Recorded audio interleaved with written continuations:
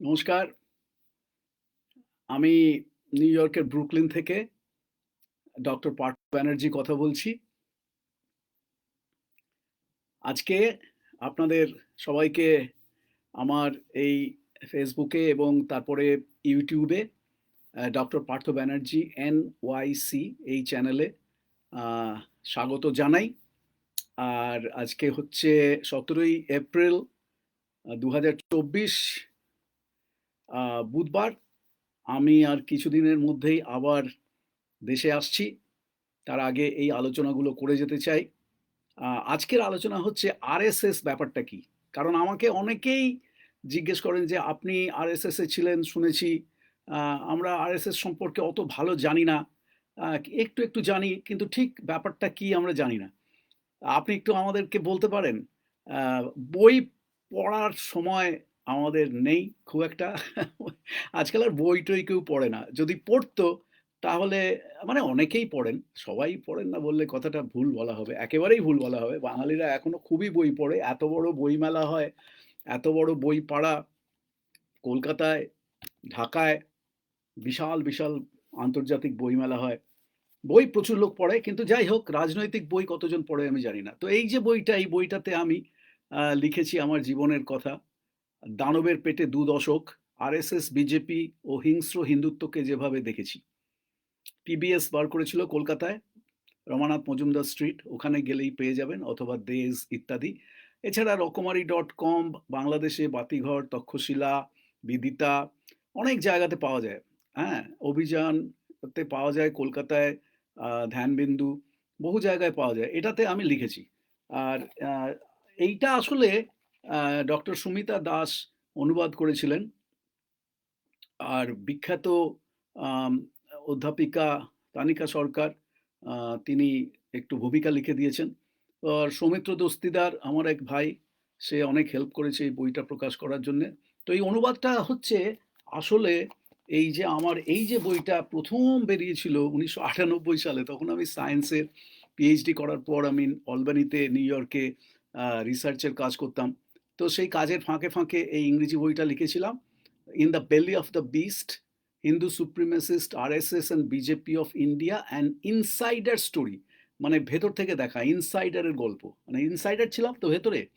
তো সেই, তা এইসব বইগুলো বেরিয়েছিল। তারপরে ওই বইটার আবার আরেকটা নবকলেবরে বেরিয়েছিল কিছুদিন আগে, গান্ধী কিলার্স ইন্ডিয়াস রুলার্স, মানে গান্ধীর হত্যাকারীরা এখন ভারতের শাসক। তো এইটার আবার একটুখানি ফরওয়ার্ড মতন কতগুলো উক্তি দেওয়া আছে আমার গুরু, বিশ্ববিখ্যাত দার্শনিক পণ্ডিত অধ্যাপক নোম চমস্কি লিখে দিয়েছিলেন। এটা বার করেছিল RBE কলকাতার। আরবির এখন নাম হয়ে গেছে বহুস্বর। তো যাই হোক, এইগুলো আছে। আর এছাড়া আমি বইয়ের কথা এই জন্য বলছি, কারণ এই মুহূর্তে এদের সম্পর্কে ভালো করে জানতে গেলে একটুখানি বই পড়তে হবে, একটুখানি লিটারেচার থাকা খুব দরকার। তো এই বইটা আমার একেবারে নতুনতম বই, ভারত শেষ ধ্বংসের সন্ধিক্ষণে, কলকাতার অভিযান পাবলিশিং পাবলিশার্স তারা বার করেছে। আহ, খুব যত্ন করে বার করেছে, তাড়াহুড়ো করে করেছে, কিন্তু খুব যত্ন করে করেছে। ভারত শেষ ধ্বংসের সন্ধিক্ষণে, অভিযান পাবলিশার্স, কলেজ স্কোয়ার। এগুলো বাংলাদেশ, ভারত সব জায়গাতেই, কলকাতা, পশ্চিমবঙ্গের সব জায়গাতে পাওয়া যায়। তো আর আমার সমস্ত বই, অনেকে জিজ্ঞেস করেন বলে একবার খালি বলে রাখছি, তারপর আরএসএস এর কথায় আসছি।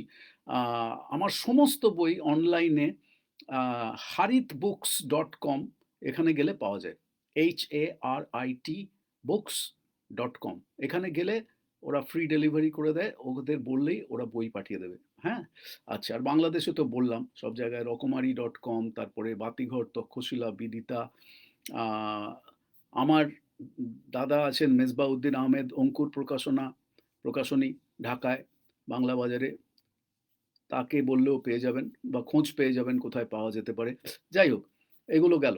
আরএসএস ব্যাপারটা কি? আরএসএস ব্যাপারটা হচ্ছে, দেখুন, আমি একটা প্রথমে আরেকটা কথা বলছি, এটা বলা খুব দরকার। কারণ আমি আমার এই যে ফেসবুকে বা আমার যে ইউটিউব চ্যানেলটার কথা বললাম, ডক্টর পার্থ ব্যানার্জি NYC, সেখানে আমার নানা রকম আলোচনা রাখা আছে। এই যেমন রাজনৈতিক আলোচনাগুলো রাখা আছে, আবার আমার সামাজিক আলোচনা রাখা আছে, আমার সিনেমা, সংস্কৃতি, সাহিত্য ইত্যাদি নিয়ে যেসব আলোচনা, বাংলা শেখার ক্লাস সেগুলো আছে। ইংরেজি শেখার ক্লাস যেগুলো এখন প্রচণ্ড জনপ্রিয় হয়েছে হঠাৎ, কেন জানি না।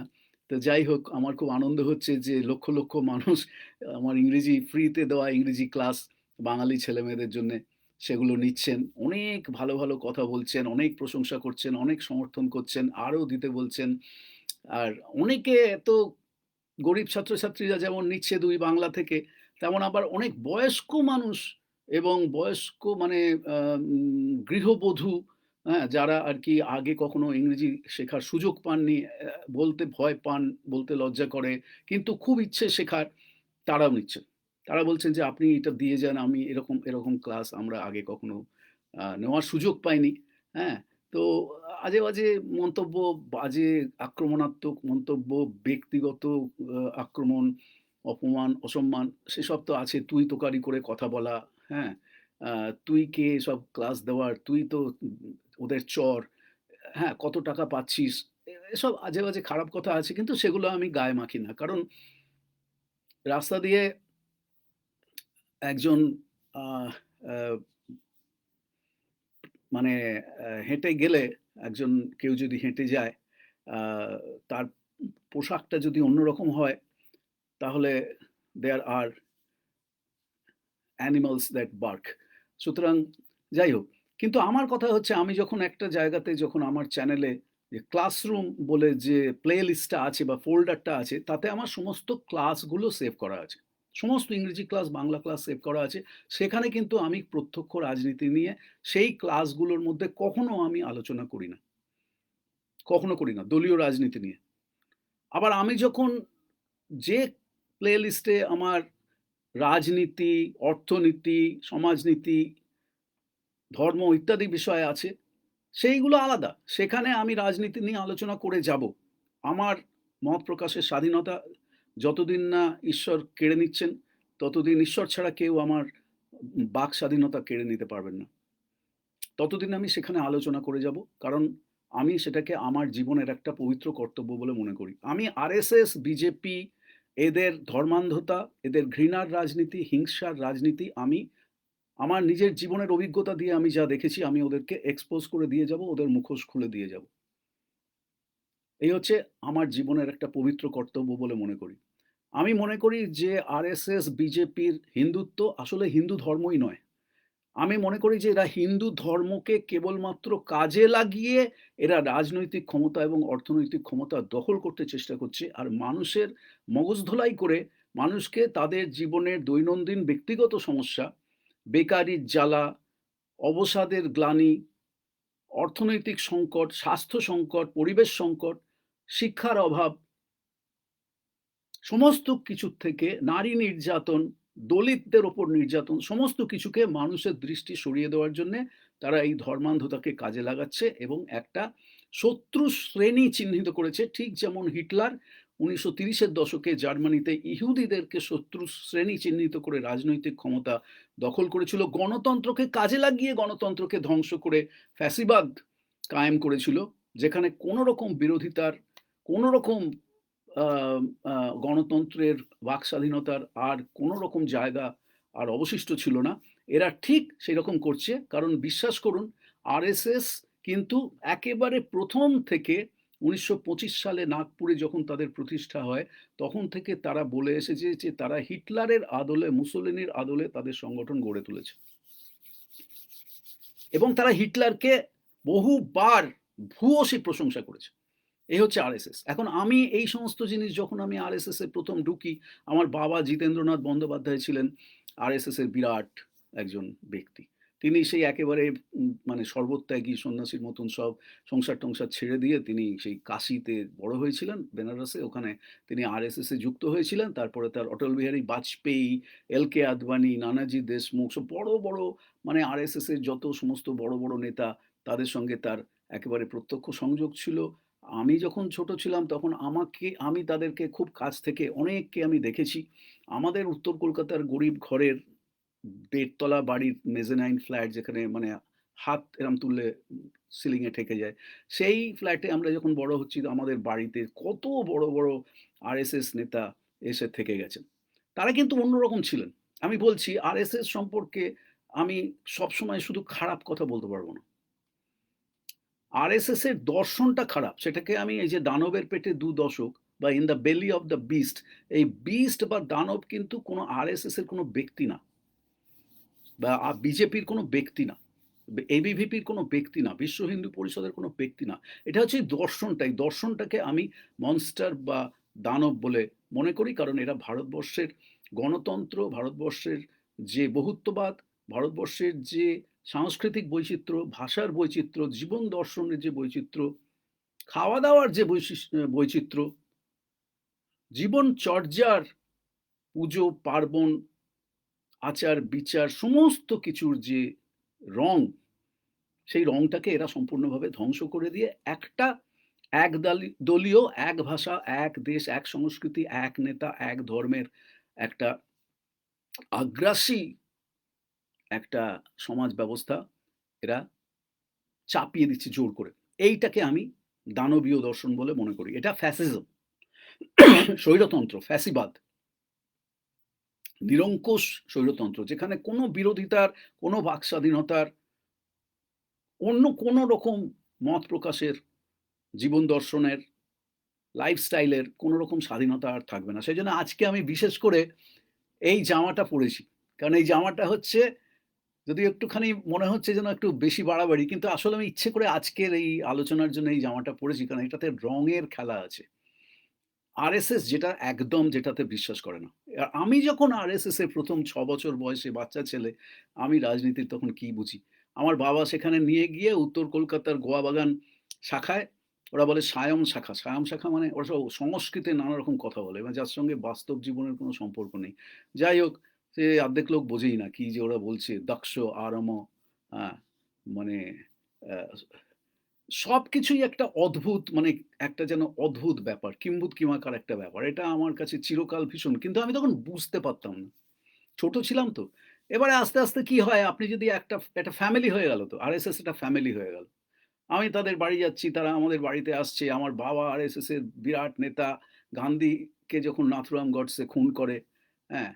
তখন আরএসএস এর সব নেতারা জেলে ছিল। বাবাও জেলে ছিলেন। হ্যাঁ? তো এইরকম একটা ফ্যামিলিতে আমি বড় হয়েছি। আমার মার দিকে কিন্তু সবাই একদম খুব উদারপন্থী কংগ্রেস।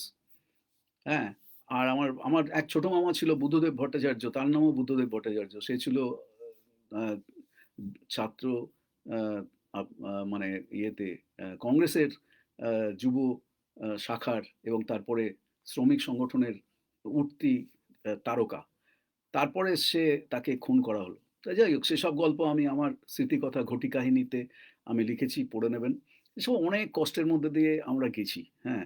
তা যাই হোক, তা এই আরএসএস এ যখন গেলাম, গিয়ে কি হচ্ছে, ১ ঘন্টা প্রত্যেকদিন তোমাকে বাধ্যতামূলকভাবে সেখানে যেতে হবে। হাফ প্যান্ট পরে যেতে হবে। ফুল প্যান্ট পরে যাওয়া চলবে না। কেন জানি না। হাফ প্যান্টও বিদেশি, ফুল প্যান্টও বিদেশি। কিন্তু হাফ প্যান্ট পরে যেতে হবে, ফুল প্যান্ট পরে যাওয়া চলবে না। সেইখানে যেতে হবে। প্রত্যেকদিন ১ ঘন্টা করে বাধ্যতামূলক সেখানে আ খেলাধুলো করতে হবে, কুচকাওয়াজ করতে হবে, এসব তো হবেই। এবং সেই খেলাধুলোর মধ্যে ক্রিকেট, ফুটবল, ভলিবল, বাস্কেটবল সব বাদ। একদম নিষিদ্ধ। অথচ এখন এরাই সবচাইতে বড় ক্রিকেটের, মানে অমিত শাহর ছেলে তো বিসিসিআই এর এখন চিফ। হ্যাঁ? তা এই তো হচ্ছে এদের যে হিপোক্রিসি গুলো, সেগুলো মানুষের কাছে তুলে ধরতে হবে। হ্যাঁ? ক্রিকেট নিয়ে ওরা একেবারে এখন কোটি, কোটি ডলার মুনাফা করছে। টাকা আর বলবো না, ডলার, ডলার বা পাউন্ড। তো এই হচ্ছে ব্যাপার। কিন্তু আরএসএস এর শাখায় ক্রিকেট, ফুটবল, ভলিবল, বাস্কেটবল, সমস্ত রকম হকি, সমস্ত রকম বিদেশি খেলা, এগুলো নাকি বিদেশি খেলা। হ্যাঁ? এগুলো সব বন্ধ। এদিকে নিজেদের নাম দিয়েছে ভারতীয় জনতা পার্টি। তা পার্টি কেন নাম দিলে ভাই? পার্টিতেও তো ইংরেজি কথা, বিদেশি কথা। ১ম এ ভারতীয় জনতা দল ১ম এ ছিল। আগে ছিল ভারতীয় জনসংঘ। বোকা ছিল ওরা। সব ভারতীয়ভাবে করত। তারপর দেখলো এদের তো কোনো কাজ হচ্ছে না। ইয়াং ছেলেমেয়েদের অ্যাট্রাক্ট করা যাচ্ছে না। তখন ওই নাম নিয়ে নিল ভারতীয় জনতা পার্টি, জনতা পার্টি। পার্টিটা তখন কেউ আর প্রশ্ন করে না। হ্যাঁ? মানে এই যে শাহ, কত রকম যে ওদের মধ্যে আছে, মালকানি, আদবানি, হ্যাঁ? আ কত রকমের যে ওদের নামের মধ্যে, ওরা বুঝতেই পারে না যে মানুষের আমাদের ভারতের প্রত্যেক কোণে, কোণে কত যে বিদেশি সংস্কৃতি আমাদের ভাষার মধ্যে, আমাদের জীবন দর্শনের মধ্যে, আমাদের খাদ্যাভ্যাসের মধ্যে, আমাদের সঙ্গীতের মধ্যে চিরকালের মতন আ এসে আমাদের সংস্কৃতিকে আরো অনেক বেশি সমৃদ্ধ করেছে। এরা তার কোনো খোঁজ রাখে না। আর আরএসএস এর ব্যাপারটা হচ্ছে আমি যেটা গিয়ে দেখেছি সেটা হচ্ছে যে এরা একেবারে ভীষণ রকম মানে একেবারে প্রশ্নাতীত আনুগত্য যেটাকে বলে। আনকোয়েশ্চেনিং অ্যালিজিয়েন্স ইংরেজিতে বলে। আনকোয়েশ্চেনিং অ্যালিজিয়েন্স মানে কেউ কোনো প্রশ্ন করে না। সেই আরএসএস এ বেশিরভাগ ছেলেরা যারা যায়, ছেলেরাই যায় কারণ আরএসএস এর মধ্যে ছেলেদের সংগঠন আলাদা, মেয়েদের সংগঠন আলাদা। ওরা মুক্ত মনা নয় তো। ওরা কনজারভেটিভ প্রাচীনপন্থী একটা সংগঠন। ওরা পুরুষ এবং নারীর সহাবস্থানে বিশ্বাস করে না। হ্যাঁ, ওরা মনে করে পুরুষরা হচ্ছে সমাজের শীর্ষে থাকবে, নারীরা তাদের সহযোগী হিসেবে থাকবে। এটা ওদের চিরকাল ওরা এইভাবেই সমাজটাকে ভারতীয় সমাজটাকে দেখে এসেছে। মনুবাদী সংস্কৃতি একদম ব্রাহ্মণরা থাকবে মাথায়, তাদের শাসনে চালিত হবে দেশ এবং দলিতরা থাকবে একেবারে পায়ের তলায় মাটিতে, হ্যাঁ? তো এই হচ্ছে ওদের ব্যাপার। আর নারীরা থাকবে পুরুষদের নিচে। ওরা কোনো রকম লিঙ্গ সমানাধিকারে, জাতিগত কাস্ট ইকুয়ালিটিতে ওরা কোনো কালে বিশ্বাস করে না এবং চিরকাল যেটা বললাম ওরা গণতন্ত্রকে ওরা চিরকাল খুব নিচু নজরে দেখেছে। ওরা মনে করেছে যে গণতন্ত্র হচ্ছে আমাদের সংস্কৃতির সঙ্গে, আমাদের দেশের চিন্তাভাবনার সঙ্গে পরিপন্থী। আমাদের দেশ হচ্ছে একটা চিরকাল একটা রাজারা চালিয়ে এসেছে রামরাজ্য, তারপরে এখন মোদি রাজ্য এবং রাজার আনুগত্যে আহ, আহ, সবাই মানে তার শাসনে সবাই থাকবে এবং একটা ফিউডাল সামন্ততান্ত্রিক হাজার বছরের প্রাগৈতিহাসিক একটা পুরনো সমাজ ব্যবস্থায় ওরা বিশ্বাস করে। ওরা আধুনিক বিজ্ঞানে, আধুনিক দর্শনে সারা পৃথিবীতে মানব জাতি যে কত এগিয়ে গেছে ওরা তার খোঁজ রাখে না। হ্যাঁ, সেই কোভিডের সময় দেখেছেন মোদি বলল যে ছাতে বারান্দায় গিয়ে আলো জ্বালালে আর থালাবাটি ঘন্টা কাঁসর ঘন্টা বাজালে কোভিড দূর হয়ে যাবে। সে আমার নিজের চোখে দেখেছি, তাই না? হ্যাঁ, রামদেবের হোকাস পোকাস, জ্যোতিষ গণনা, যত রকমের প্রাগৈতিহাসিক সব কিছুতে ওরা বিশ্বাস করে। গণেশের সেই দুধ খাওয়ার গল্প মনে আছে? ভুলে যাবেন না, এগুলো সব সাম্প্রতিক ঘটনা, আমাদেরকে ভুলিয়ে দেওয়া হয়েছে। তারপর দেখা গেল যে সেটা একটা বৈজ্ঞানিকভাবে প্রমাণিত হয়ে গেল যে সেটা কখনো হতে পারে না, ক্যাপিলারি অ্যাকশনের জন্য গণেশের দুধ খাওয়া। কিন্তু সে ওদেরকে কে বোঝাবে? এত অন্ধ, এত অন্ধ। আর আমার পেছনে যে ছবিটা রয়েছে দেখতে পাচ্ছেন নিশ্চয়ই, দাঁড়ান একটু সরে যাচ্ছি। এই যে এই ভদ্রলোক আমাদেরকে শিখিয়ে গেছেন উদার নৈতিকতা কাকে বলে, মুক্ত চিন্তা কাকে বলে। হ্যাঁ, গোঁড়া দেশপ্রেমের বিরুদ্ধে তিনি সারা জীবন কলম ধরে গেছেন। তার রাজা, তার অচলায়তন, তার তাসের দেশ, সমস্ত কিছু, তার রক্তকরবী, তার রাজা, তার ডাকঘর, তার ল্যাবরেটরি, তার স্ত্রীপত্র, চিরকাল উগ্র দেশপ্রেমের বিরুদ্ধে। উগ্র দেশপ্রেম, দেশপ্রেম খুব ভালো জিনিস, কিন্তু উগ্র দেশপ্রেম যেটা হচ্ছে ভয়ঙ্কর ক্ষতিকর। তাতে একনায়কতন্ত্র প্রতিষ্ঠা হয়, স্বৈরতন্ত্র প্রতিষ্ঠা হয়। তার বিরুদ্ধে বলে গেছেন, পুরুষতান্ত্রিকতার বিরুদ্ধে কথা বলে গেছেন চিরকাল এবং বদ্ধ চলার বিরুদ্ধে চিরকাল কথা বলে গেছেন। বিশ্ব ভ্রাতৃত্বের পক্ষে, বিশ্ব মানবতার পক্ষে এবং মুক্তির পক্ষে, যেটাকে বলে ইম্যান্সিপেশন, তার পক্ষে এই পেছনের আমাদের মানুষটি চিরকাল কথা বলে গেছেন। এই জন্য আরএসএস এর ভেতরকার সার্কেলে রবীন্দ্রনাথকে একদম ওরা পছন্দ করে না। ওরা বাংলা ভাষাটাকেই একদম পছন্দ করে না, বাঙালি জাতিটাকেই একদম পছন্দ করে না। ওরা জোর করে একটা ওই উচ্চবর্ণের মনুবাদী হিন্দি সংস্কৃতি আমাদের ওপর চাপিয়ে দিতে চায়, যেখানে মাছ খাওয়া বন্ধ হয়ে যাবে। বাঙালিরা নাকি খুব খারাপ, বাঙালিরা মাছ খায়, মছলিখোর। কিছুদিন আগে, এই দুদিন আগে মোদি বলেছে কোথায় যে শ্রাবণ মাসে মাছ খাওয়া চলবে না। আরে শ্রাবণ মাসে তো বাঙালিরা মাছ না খেতে পেলে ইলিশ মাছ খেতে পারবো না। শ্রাবণ মাসে সবচাইতে ভালো ইলিশ মাছ আসে বর্ষাকালে। তাহলে ইলিশ মাছ বন্ধ হয়ে যাবে, শ্রাবণ মাসে মাছ খাওয়া চলবে না। আরে তুই বলার কে যে কোন মাসে মাছ খাওয়া চলবে, কোন মাসে খাওয়া চলবে না? জোর করে চাপিয়ে দেওয়ার তোমরা কে? আমি কোনো ব্যক্তির বিরুদ্ধে বলছি না, আমি একটা দর্শনের বিরুদ্ধে বলছি। এই দর্শনটা ওরা জোর করে আমাদের উপরে চাপিয়ে দিতে চায়। আর হিন্দি ভাষা। ওরা বাংলা ভাষাকে কোনো ভাষা বলেই মনে করে না। আমাদের সাহিত্য ওরা পড়েনি। আমি আমার বাবাকে সারা জীবন দেখেছি। শেষ জীবনে বাবা আক্ষেপ করতেন যে কাশীতে, বেনারসে থাকার সময় রবীন্দ্রনাথ সেখানে গিয়েছিলেন। কিন্তু এই আরএসএস এর নির্দেশে ওরা কেউ রবীন্দ্রনাথকে দেখতে যায়নি। বয়কট করেছিল। তো বাবা শেষ জীবনে তখন বাংলায় থাকতে, থাকতে কিছুটা অন্যরকম হয়ে গেছেন। আরএসএস এর সমর্থক ছিলেন শেষ দিন পর্যন্ত। কিন্তু একটু অন্যরকম, একটুখানি নমনীয় কিছুটা হয়েছিলেন। আমার কিছু, কিছু মুসলমান বন্ধু-বান্ধবীদেরকে খুব কাছ থেকে তার দেখার সুযোগ হয়েছিল, যেটা সারা জীবনে তার কখনো সুযোগ হয়নি। এরা তো মুসলমানদের সঙ্গে কখনো মেশে না। তাদেরকে ঘৃণা করে, শত্রু মনে করে। মুসলমান, খ্রিস্টান। এখন আমি যদি কারোকে না দেখি, আমি তার সম্বন্ধে কি করে ভালো কিংবা খারাপ কথা বলতে পারি? যার জন্য আমি আমার অনেকগুলো আলোচনায়, গতকালেই একটা আলোচনা করেছিলাম যে আমার দেখা ব্যক্তিগত জীবনে আমার দেখা মুসলিম নারীরা, তাদেরকে আমি কাছ থেকে দেখেছি। হাজার, হাজার মুসলমান বন্ধু, ছাত্র-ছাত্রী, প্রতিবেশী, সহকর্মী আমার, শুধু ভারত বাংলাদেশ বলে নয়, পাকিস্তানের হায়দার রিজভী, যাকে মুসলমান এক্সট্রিমিস্টরাই মেরে ফেলল। ইন্দোনেশিয়ার জাফর হামজা, যার সঙ্গে আমি এক বাড়িতে থাকতাম, এক ঘরে রুম শেয়ার করে থাকতাম এখানে কুইন্সের সানি সাইডে। সে গেল ইন্দোনেশিয়াতে ফিরে বাবা মার সঙ্গে দেখা করতে। তাকে ওই আমেরিকা সিআইএ সমর্থিত সুহার্তোর গুন্ডারা তাকে শেষ করে দিল। সে আর ফিরে এলো না। তো মুসলমানদের মধ্যে একটা বিশাল সংখ্যক, তারা মুসলমান উগ্রপন্থার বিরুদ্ধে, সন্ত্রাসবাদের বিরুদ্ধে, চরমপন্থার বিরুদ্ধে তারা সারা পৃথিবীতে লড়াই করে যাচ্ছে। আর স্বৈরতান্ত্রিক দেশগুলো, স্বৈরতান্ত্রিক শাসকদের সমর্থন কারা করছে? আমেরিকা, প্রধানত আমেরিকা। আমেরিকা সিআইএ তারা বলছে যে আমরা যেভাবে পৃথিবীটাকে চালাতে বলবো তোমাদের সেইভাবে চালাতে হবে, নয়তো আমরা তোমাদেরকে শেষ করে দেবো।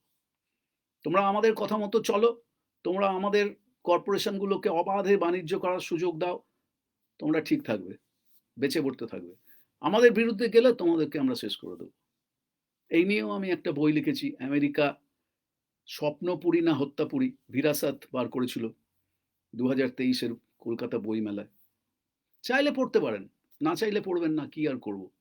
আর যারা মনে করেন জানার কোনো শেষ নাই, জানার চেষ্টা বৃথা, তাই সেই হীরক রাজ্য, বড় রাজ্য, ছোট রাজ্য, মনে বড় স্বাদ, এই হীরক রাজার গল্পটা যেন আজকের দিনে একেবারে এত বেশি প্রাসঙ্গিক হয়ে দাঁড়িয়েছে। তার মগজ ধোলাই মেশিন, তার স্বৈরতন্ত্র, তার গরিব কৃষক শ্রমিকদেরকে খাটিয়ে নেওয়া, দাসের মতো, কৃতদাসের মতো, গান বাজনা বন্ধ করে দেওয়া, চরণ দাসকে মুখ বন্ধ করে গর্তের মধ্যে ফেলে দিল, সব কিছু। উদয়ন পণ্ডিতের বাড়ি জ্বালিয়ে দিল, বইপত্র সমস্ত আগুনে ফেলে ধ্বংস করে ফেললো। প্রত্যেকটা জিনিস যেন আজকের দিনে এত বেশি প্রাসঙ্গিক, এবং এই সমস্ত কিছুর পেছনে আরএসএস।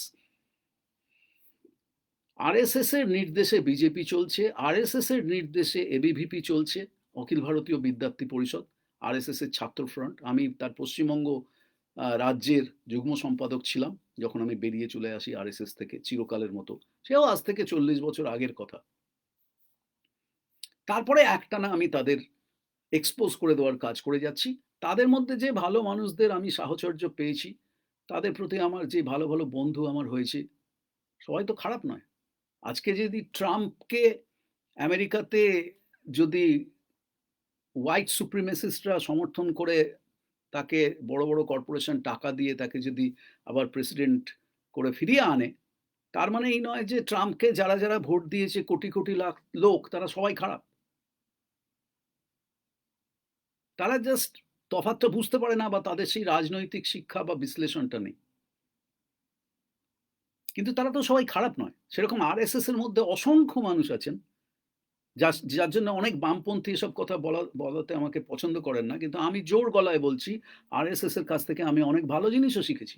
আরএসএস এর কাছ থেকে ডিসিপ্লিন শিখেছি, আরএসএস এর কাছ থেকে পরিষ্কার পরিচ্ছন্ন হয়ে কিভাবে থাকতে হয়, নিজে স্বাবলম্বী কি করে হতে হয়। আমার বাবাকে দেখেছি নিজে রান্না করছেন, নিজে ঘর পরিষ্কার করছেন, নিজে বাসন ধুচ্ছেন। আমার মা যখন অসুস্থ হয়ে পড়েছিলেন, সব কাজ বাবা করতেন।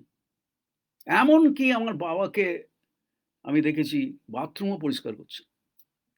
জিতেন্দ্রনাথ বন্দ্যোপাধ্যায়, ব্রাহ্মণ। কিন্তু আরএসএস এর ওরকম সবাই নয়। এই হচ্ছে আরএসএস। আরএসএস এর কিন্তু আজকে আরএসএস এর যে চেহারা, সেই চেহারাটা বড় ভয়ঙ্কর চেহারা। কারণ যখন তারা ক্ষমতায় ছিল না, তখন তাদের একরকম রূপ ছিল।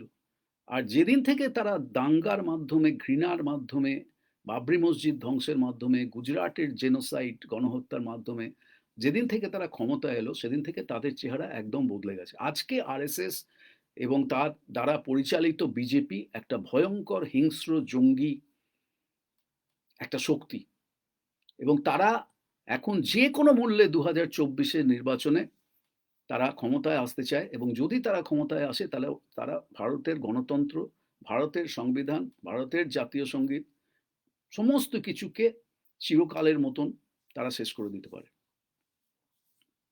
এই হচ্ছে আজকের এই নির্বাচনের তার গুরুত্ব। এই কথাটা সবাইকে বুঝতে হবে। আমি আরএসএস এ কোনো দিনও ভারতের স্বাধীনতা সংগ্রামীদের নিয়ে, বাংলার স্বাধীনতা সংগ্রামীদের নিয়ে আলোচনা হতে শুনিনি। শুনিনি, তখন আমি তো বুঝতাম না। শুনিনি। যেটা শুনিনি সেটা নিয়ে কথা কি করে বলবো? পরে আমার মনে হয়েছে যে আচ্ছা, আমি যে আরএসএস এ এতকাল ছিলাম, আমি তো কখনো কেবলমাত্র যে নজরুল ইসলাম বা লালন ফকির এদেরকে নিয়ে বা বেগম রোকেয়াকে নিয়ে আলোচনা হতে শুনিনি তাই নয়। আমি তো কোনোদিনও মানে আরএসএস এর শাখায় কত আলোচনা হতো, ক্যাম্পে কত জায়গায় গেছি। শিবাজিকে নিয়ে হৈ হৈ করে আলোচনা হচ্ছে। এ কিভাবে আফজল খাঁকে বাঘনখ দিয়ে মেরেছিল, কিভাবে মিষ্টির হাঁড়ির মধ্যে পিপের মধ্যে ঢুকে পালিয়ে গিয়েছিল, এসব শুনি। কিন্তু কোনো দিনও আমি আরএসএস এর শাখায় ক্ষুদিরাম, বাঘা যতীন, বিনয় বাদল দীনেশ, সূর্য সেন, প্রীতিলতা কারুকে নিয়ে আলোচনা হতে শুনিনি। এমনকি নেতাজি সুভাষচন্দ্র বসুকে নিয়েও আলোচনা হতে শুনিনি। পরে আমি বুঝতে পেরেছি কেন শুনিনি। তার কারণ হচ্ছে আরএসএস তার 1925-এর জন্মলগ্ন থেকে 1947 যখন পুরো ভারত একেবারে ব্রিটিশ বিরোধী স্বাধীনতা সংগ্রামে একেবারে ফেটে পড়ছে, কত ছেলেমেয়ে প্রাণ দিয়েছে, কত ছেলেমেয়ে অত্যাচারিত হয়েছে, কত মেয়েকে অত্যাচার করেছে, কত ফাঁসি দিয়েছে, কালাপানি আন্দামানের সেলুলার জেলে নিয়ে গেছে, ভগৎ সিং, চন্দ্রশেখর আজাদ, রাজগুরু, সুখদেব, মহারাষ্ট্রের যারা, এরা কোনোদিনও আরএসএস ভারতের স্বাধীনতা সংগ্রামে অংশগ্রহণ করা তো দূরে থাক, ওরা তার থেকে 1000 মাইল দূরে ছিল। যখন চতুর্দিকে 144 ধারা বা তখন কি ধারা ছিল আমি জানি না, সমস্ত মিছিল, মিটিং, সমাবেশ সমস্ত একেবারে নিষিদ্ধ ব্রিটিশদের টাইমে, 1925 থেকে 1947, তখন আরএসএস প্রকাশ্যে ভারতের বিভিন্ন রাস্তায় ইউনিফর্ম পরে, ব্যান্ড বাজিয়ে, ড্রাম বাজিয়ে, উর্দি পরে তারা রাস্তায় রুট মার্চ করছে। ওরা যাকে বলে পথ সঞ্চলন, রুট মার্চ। আমিও করেছি কতবার। বিউগিল বাজিয়ে, ড্রাম বাজিয়ে, আমি ড্রাম বাজাতাম, বাঁশি বাজাতাম, অনেক কিছু করেছি। সেসব সময়কার ছবি তো নেই, দু একটা, আর পুরনো বন্ধুরা জানে। তো এই হচ্ছে আরএসএস। আমার বাবা তো ওই সময় যখন ওই 10-12 বছর বয়স ছিল, তখন বাবা আমার বইতে একটা চ্যাপ্টার দিয়ে গেছেন, আমাকে দান করে গেছেন। তার জন্য আমার স্বর্গত পিতার প্রতি আমি কৃতজ্ঞ। তাতে তিনি লিখেছেন যে কিভাবে আরএসএস এর রুট মার্চ কাশীতে দেখে তিনি আরএসএস এর প্রতি আকৃষ্ট হয়েছেন। কোন সময় রুট মার্চ করছে? যখন সূর্য সেন, যখন প্রীতিলতা, যখন কল্পনা, যখন সন্ধ্যা, যুগান্তর, বন্দে মাতরম, যখন বিনয় বাদল দীনেশ, যখন বাঘা যতীন, কানাই সত্যেন, উল্লাসকর, নেতাজি সুভাষ, তার কি বীরত্ব, তার কি লড়াই, গান্ধীর সত্যাগ্রহ আন্দোলন, গান্ধীর ভারত ছাড়ো আন্দোলন, আরএসএস সম্পূর্ণভাবে তার বিরোধী ছিল। আরএসএস এর সেই সময়কার গোলওয়ালকার আর সাভারকার, শ্যামাপ্রসাদ, এরা ভারত ছাড়ো আন্দোলনের বিরোধী ছিল। এরা, শ্যামাপ্রসাদ এবং সাভারকার, ব্রিটিশ সরকারকে চিঠি দিয়েছিল যে তোমরা ভারত ছাড়ো আন্দোলন যে কোনো মূল্যে বন্ধ করো, আমরা তোমাদের সঙ্গে আছি। এই হচ্ছে আরএসএস, এই হচ্ছে হিন্দু মহাসভা, এই হচ্ছে শ্যামাপ্রসাদ, এই হচ্ছে সাভারকার। এসব আমি নিজের চোখে দেখেছি। আজকে এই আর আরএসএস এর আরেকটা কথা বলে শেষ করছি। আরএসএস এর শাখায় কোনোদিনও জাতীয় পতাকা উত্তোলিত হতে দেখিনি। কোনোদিনও জাতীয় সঙ্গীত গাইতে শুনিনি। আর আরএসএস এর যে উৎসবের তালিকা আছে, সেই তালিকাতে 15ই আগস্ট অনুপস্থিত। মিলিয়ে নেবেন। আমার সমস্ত ক্লাস, আমার সমস্ত আলোচনা আপনাদের কাছে প্রকাশ্যে ওপেন চ্যালেঞ্জ, যে আপনারা নিজেরা মিলিয়ে দেখবেন। যদি কোনো মিথ্যে কথা বলে থাকি, ভুল হয়ে থাকতে পারে, কিন্তু যদি আমি জেনে শুনে কোনো মিথ্যে কথা বলে থাকি আমাকে জানাবেন। কিন্তু ভুলও হবে না, কারণ এগুলো সবকিছু রেফারেন্স আমার কাছে আছে, আর আমার নিজের জীবন দিয়ে আমি আরএসএস কে দেখেছি। আমি আমার জীবনের প্রায় 20টা বছর, 2টো দশক অত্যন্ত মূল্যবান আমি নষ্ট করেছি জঙ্গি, উগ্রপন্থী, ধর্মান্ধ, বিজ্ঞান বিরোধী, প্রাগৈতিহাসিক, নারী স্বাধীনতা বিরোধী, দলিত বিরোধী একটা মনুবাদী ভয়ঙ্কর জঙ্গি সংগঠনের সঙ্গে কাটিয়ে। তার জন্য আমি অনুতপ্ত, লজ্জিত। কিন্তু আমি বেরিয়ে চলে এসেছি আজ থেকে 40 বছর আগে। আবার ফিরে যাচ্ছি, আপনাদের সঙ্গে দেখা হবে। আমার আলোচনাগুলো শুনুন, শেয়ার করুন। সবাই ভালো থাকুন। নমস্কার।